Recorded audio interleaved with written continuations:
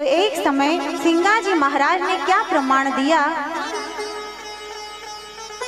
कि जहाज वान न तुमको सुमरा, ओहो गुरु डूबती जहाज लई उबरा, मेरे सिर पर सिंगा जबरा।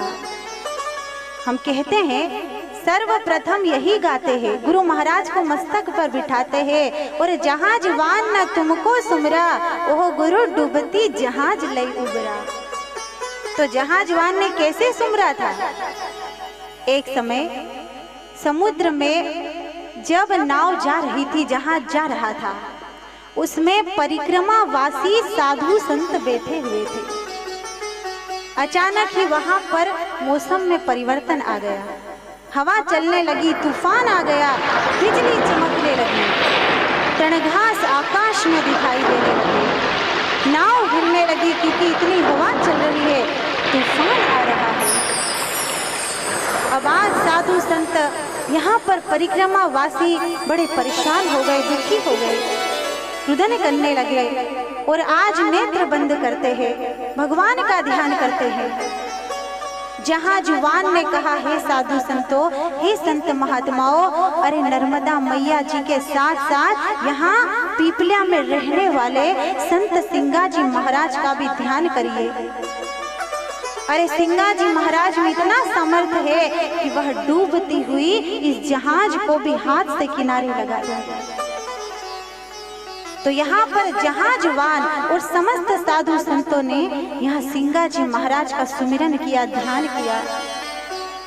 और यहीं पर स्वयं संत सिंगा जी महाराज जो दल्लू दास जी के साथ में भोजन कर रहे थे, भोजन करते करते कब सूक्ष्म रूप से आज जहाज के पास आ गए और कब जहाज को, डूबती हुई जहाज को अपने दोनों हाथों से उठाते हैं और किनारे पर लगा देते हैं।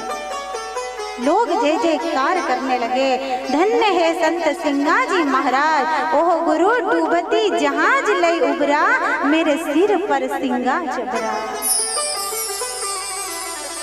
जब भोजन कर रहे थे, सूक्ष्म रूप से गए, नाव को किनारे लगाकर आ गए और यही थाली में रेत और कंकर पत्थर आ गए। गुरु महाराज के हाथ में थोड़ा खून भी निकल आया, रक्त भी बहने लगा।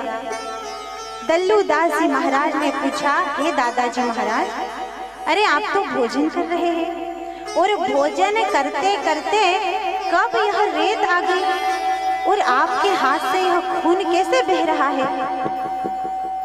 तो यहाँ पर गुरु सिंगा जी महाराज ने बाबा दल्लू दास जी से कहा कि भैया अभी अभी एक नाव समुद्र में डूब रही थी, बस उसी नाव को किनारे लगाने गए थे और वहीं पर नाव की एक छोटी सी कील हाथ में चुभ गई और इसी कारण से हाथ से रक्त बह रहा है।